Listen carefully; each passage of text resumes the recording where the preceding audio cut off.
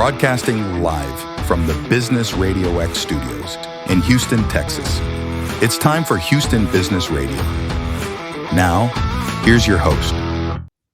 Hello, Houston. Trisha Stetzel here, bringing you another episode of Houston Business Radio. It is my pleasure to introduce my guest today, Terron Sims II, Senior Strategy and Operations Executive at Doug Pollard Strategies, West Point graduate, and combat veteran. Across 3 decades spanning the U.S. Army, DoD, and federal arenas, Terron has led in complex mission-critical environments, from mentoring district governance in Baghdad and partnering with the CPA and UN to design a $29 million real-world training village JRT at JRTC.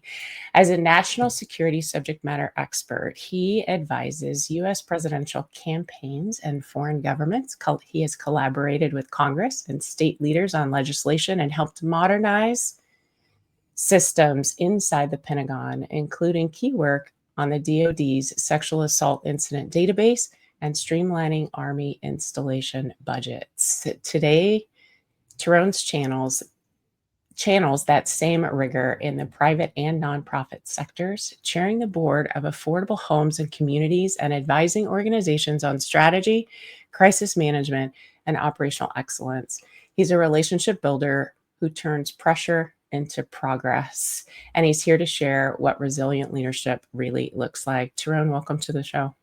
Thanks for having me, Trish. So much. We have so much to talk about today. Did you guys hear all of that? All those accolades? I know sometimes it's a little embarrassing for us because we don't get to hear or say those things about ourselves, right? But I am so honored to have you on the show today. I appreciate you inviting me on. Absolutely. So tell us a little bit more about Terron. Well, we definitely don't have enough time for that, but the time that we do have, I'm a 4th generation veteran. I grew up in the military culture. My dad's a retired Marine Corps Colonel, Mustang. And so, service to the nation and service to others is just something that's been instilled in me from day one, or really from day zero. And so I carry that with me wherever I go and whatever I do. When people ask, what do you do? Which technically the answer is extremely complex, and really there is no straight answer. I tell people I do good work with and for good people. If you're a good person and you have something you want to do, even if it doesn't seem to be within my particular lane or subject matter expertise, I always stand ready to assist those persons. Of course, the flip side goes, if I think you have bad character, you're not getting any help. I don't care how much money is involved. It is what it is. I actually do have family down in Houston, in the Houston area.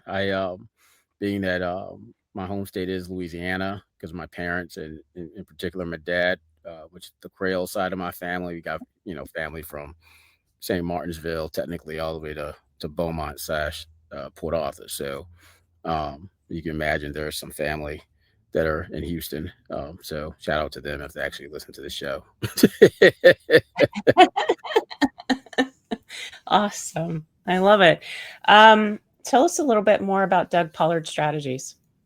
So I stood the company up back in 2008 initially at the recommendation, lack of a better word, of one of my primary mentors, General Dan Crispin, who was the superintendent of the military academy when I was a cadet, and we're still very close and in touch. I just finished losing my first political campaign, needed something to do, and so I formed it and kind of just use it as a mechanism of at the end of the day, as I tell folks, especially once they get a little older, there's nothing wrong with doing volunteer work, especially for little kids and old people, but you shouldn't be doing volunteer work for people who are making money off of your volunteer time. So when I found myself in those positions where people were asking me for advice that seemed to be pretty easy, simple answers from my end, but then they're running off making money off that said advice, I said, well, yeah, let me form this thing. So when said advice is needed, I can at least collect a check. So that was that. So fast forwarding to the present, um, I recently gotten my SDVOSB certification. For those who don't know that acronym, because it is a mouthful, Service Disabled Veteran-Owned Small Business, which the SBA, Small Business Administration, at the federal level administers. And many states, just like Texas, also have that designation for veteran-owned businesses and other categories. So make sure you utilize that when you're attempting to get business at the state and local jurisdictional level. But I got that certification, and using that, though I haven't really used it yet, which isn't a bad thing. I've decided to make the pivot, instead of just being like a strategic advisor and consultant, to actually going the traditional business route. So I'm currently, Tricia knows some of this. I'm currently in the process of acquiring a couple companies. I'm great at parachuting in, or in my case, air assaulting in, because I don't believe in jumping out of a perfectly good functioning airplane, but I will jump out with a rope out of a helicopter. But I'm the type of person who can jump into a chaotic situation organization and make it function. But for those of you all who have actually stood up your own businesses, and I applaud you for that, you all recognize the amount of effort, and annoying effort at times, frustrating effort it takes to actually get your company up off the ground and get that first bit of revenue going, so you can prove to the banks, so you can get your line of credit and all this other stuff. And so I decided to circumvent all that process, because I attempted to do that, and it was, I have no hair, so not much to lose in that category. For those who can't see this, yeah, I'm bald. Yeah, so I'm going through that process now, and it's been fun. It's been educational. Yeah, it's been fun, educational. Some frustrating sides of it too, but what's great about it is, my ability to go in and kind of using these companies like they're seeds, right? Like fruit seeds in this case, and being able to take a look at them and knowing how I can take that fruit and grow it exponentially in a manner in which the original owners, didn't or do not have the capacity to do so, whether it's because they're just tired because they've been running the company for 10, 20 years, or the owners don't have the resources that I do, in the private and the public sector, to grow the companies in the manner in which they would like. So, maximizing my utility to, again, help them, because I'm not pushing them out. They'll still be a part of the company, still have equity in the company, so that as I grow, they too will grow, which is something that's very important to me. So can you tell me a little bit more about the companies that you like to work with? To me, it's more about the people than the companies.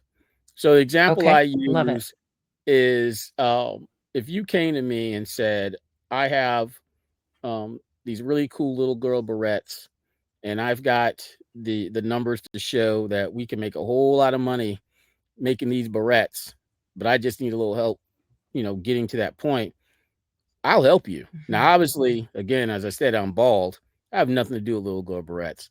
I haven't twisted or braided a little girl's head since my little sister was a super little girl, and I'm old now, and so is she. But if the person is of good character, and I think you can make some money off of it, I will help you, even if it has nothing to do with what I do.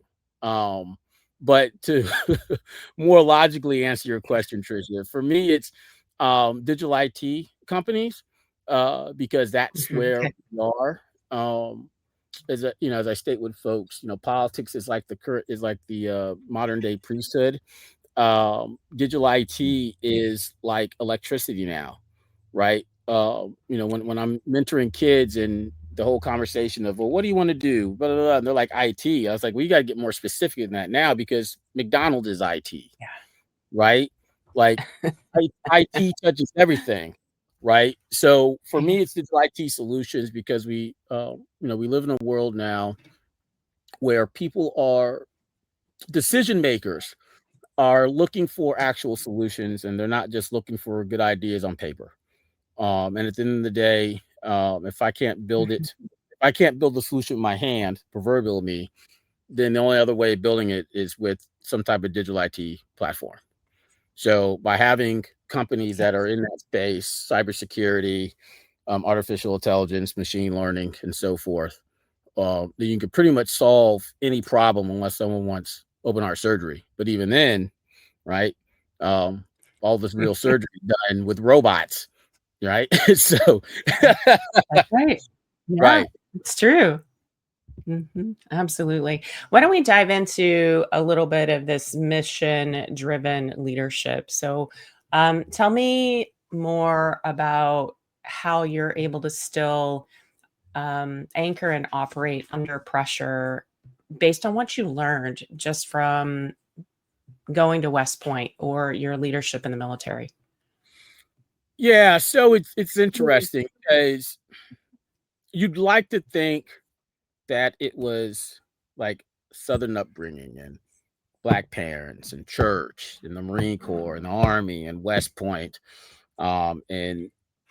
and it's all those things, and it's not just one, right? And then there's also that Mhm, innate, that part of you that you can't necessarily fully control, right? Like we all have our natural impulses, right? Like if I'm going to a restaurant and there's clam chowder on the menu, I'm buying clam chowder, even if I know I shouldn't eat it because then I'm not going to be able to eat the rest of my meal, right? Just to use a more positive example of impulses. Um, and so I look at all of that too because in um, West Point to me, as I explain to people, especially when they hear negative stories about West Point graduates or senior officers who graduate from West mhm, Point, it's like why they do that, and then it's like a West Point education is like money in the sense of we all have heard the phrase along the lines of money accentuates who you are, right? If you're a good mhm, person, all of a sudden you win the lottery, that money allows you to exacerbate the amount of good you can do to the world. But at the same token, if you're a bad person, you win the lottery, it, it's over, right? It's bad news, whatever. We don't have to get into that. We get it. And I look at a West Point degree, West Point education in the same manner. All right. Well, I mean, there's the foundational things that West Point teaches us, but we're 18 years old. We've learned from our parents. We've learned from whatever environment we came from, um, whatever church we went to or synagogue, whatever. Um, and we go to West Point. And so for me, it's a combination of all those things. The selfless service piece, and again, maybe it began with my parents, and maybe then it was mhm, further instilled in church, so that when I got to West Point, and when we're taught the honor code of cadet will not lie to you, steal it, nor tolerate those who do, it's like, oh, okay, that's real, right? Or when you're doing your first inspection and your sock drawer isn't aligned properly in your platoon, is uh, like, oh, did you just killed someone in your platoon, and you think that's silly, but then you go to war and then you recognize, oh, like I really have to have all my ducks in a row. I have to make sure my mhm, soldiers, my NCOs all have the proper equipment and that the equipment's kept up properly, because if it's not, then yeah, we might actually die, right? mhm, And so, I take my education at West Point probably about as seriously as I do most other things, probably even more so than my faith in God, and only because God doesn't need me to fight his battles for him because he's God. mhm, But my mhm, school does. And it's I because Trisha and you and I had this conversation, when we first met, where it's important to me for people who either have graduated from high school or have served, worn the uniform, to truly understand that those positive values that you were taught, because we all were taught the same values. Even if you went to sick mhm, call, you still had to come back and learn what you missed. Um, and that we take those values and apply them to the real world. And just because the real world has its own rules, and sometimes those rules contradict the rules that we learned while in service, doesn't mean that we should not follow those rules. Um, because if the rules that we learned and applied while we were in service in the Army, in the Marine Corps, whichever branch you served in whatever school you went to, right? If they were good then to lead and achieve unity success, then they should be good out in the civilian world also, and in your business, right? You shouldn't have to be making unnecessary sacrifices towards your personnel and your staff and into your mission solely because you care about making the bottom line, or you're trying to make an even bigger profit than you were the year before, or thinking it's okay to not treat someone properly solely because you believe that, or you saw in the civilian world that that's what the other person did to make their money. You don't know what they're dealing with. They may not be sleeping anymore. They may, that person who made all that money stabbing people in the back, might be compensating with other things, because they know they did the unethical, immoral, or just the wrong thing. So sorry, as a roundabout answer on my school, but yeah, I mean, you see the background for those who can see. I love my school. Yep, Yeah, I'll be up there absolutely. next week, but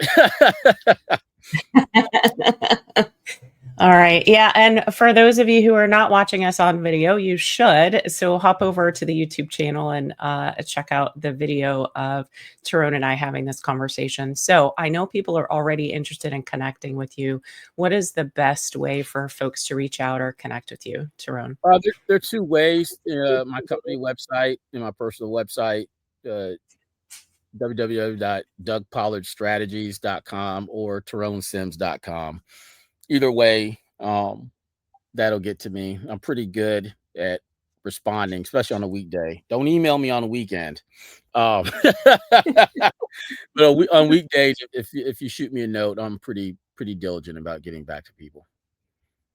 Fantastic. And just for clarity, on the website, it's TerronSims.com. That's how you guys can find his personal website. And Doug Pollard Strategies is the company website. Okay, Terron, you have not only with all of your military background and experience, but DOD and even post military service, you've been involved in big institutions or groups, right? Like the Affordable Homes and Communities, like the DoD Sexual Assault Incident Database, like JRTC. So, how did those things that you did, those institutions or those groups, and that the space that you were working in on those larger projects, how did that actually create or give you even more skills when it comes to leadership? Good question. Affordable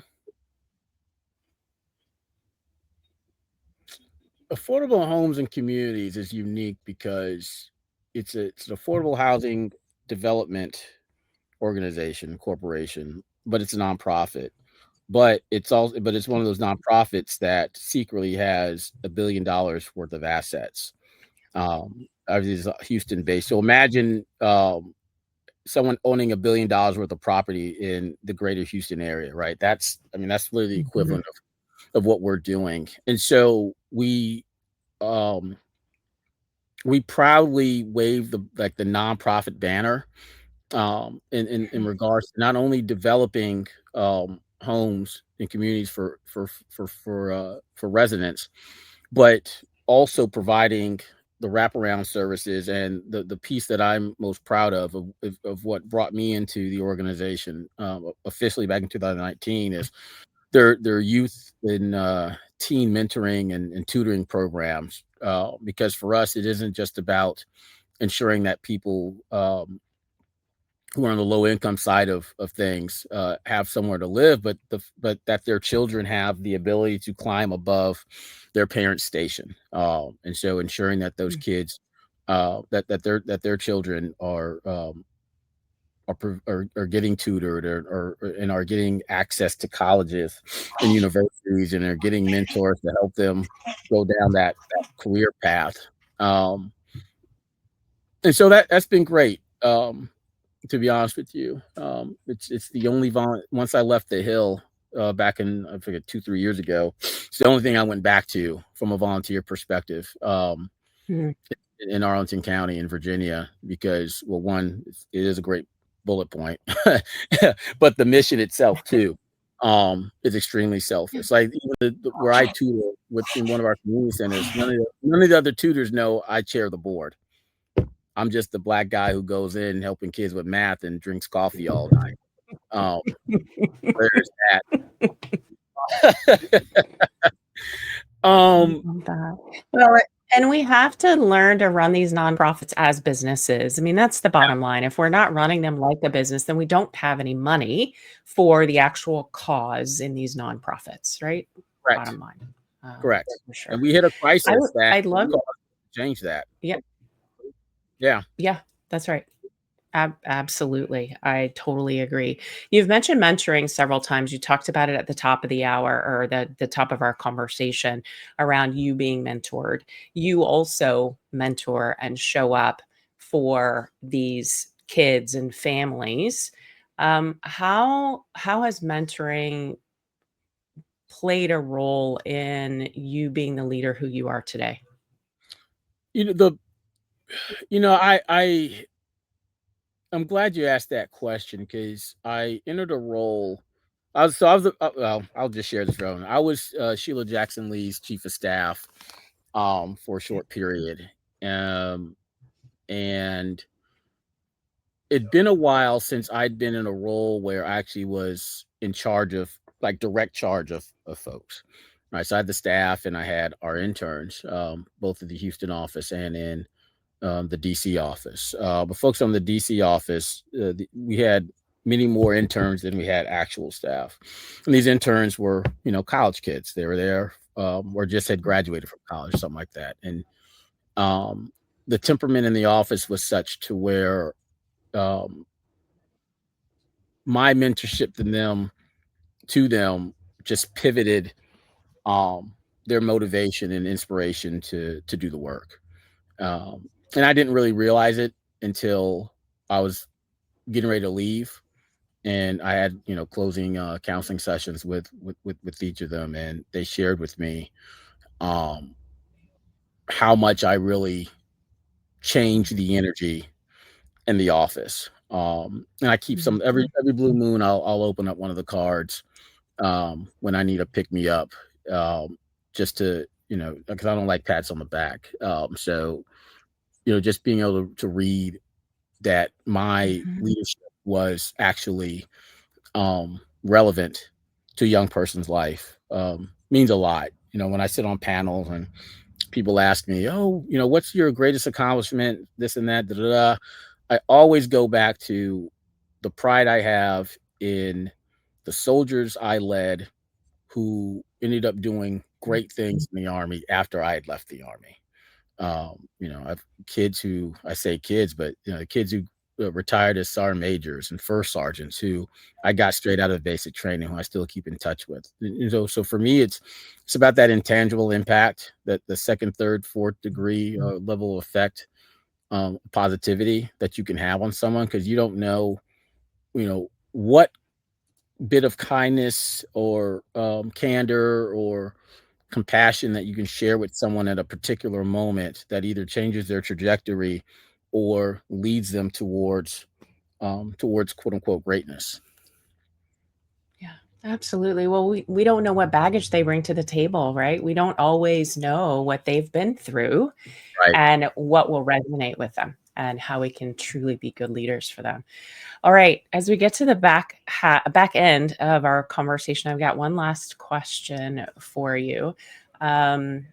You've led in a lot of places, in combat, in the government, and even in the boardroom, as we just talked about. So if you could leave our listeners with one principle for leading with integrity when the stakes are high, what would it be? Oh, wow. It's never about you. Mm, It's always about the people you serve, or the people who really have to do the work. Whenever I've written policy, we don't have time for the whole story, but I remember explaining to a Marine Corps squad leader too many years ago, We were over at the weapons training battalion at Quantico, and he wanted to know why me and my colleagues were there. More colorful language he used. But I said, because it's important for me that whatever policy that I'm either writing or or advising in the writing of, and the people who are sitting at those tables making decisions that affect your life and the life of my little brother and life of my buddies, that y'all's welfare is on the front of their minds, because they have to understand that you're the ones who are having to execute these missions. And so for me, that's what's always most important, is thinking about the people who are affected by what I have to do, because I'm always going to be okay. I joke with friends, God's got me, so I don't have to worry about taking care of myself. So as long as you all take care of who you have to take care of, like we say in the Army, take care of your soldiers, everything else takes care of itself. Yeah, that's true everywhere. And if we could all embrace that, right? People Yeah. first, and making sure that they have what they need, or any decisions that we're making, we take them into consideration. That's how we get buy-in in big organizations, right? Is include them in the decision making. Love that. Thank you so much for being with me today. I really appreciate your time. Oh, thanks for having me, Trisha. Thank you. Yeah, absolutely. All right. One more time. How can people find you?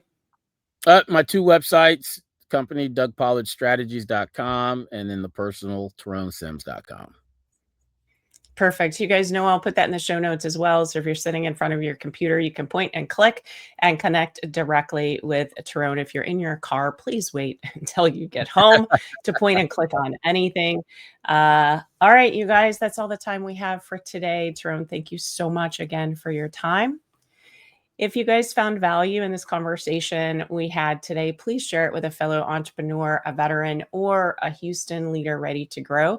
And as always, be sure to rate, follow, and review the show. It helps us reach more bold business minds just like yours. And your business, your leadership, and your legacy are built one intentional step at a time. So stay inspired, stay focused, and keep building the business and the life you deserve.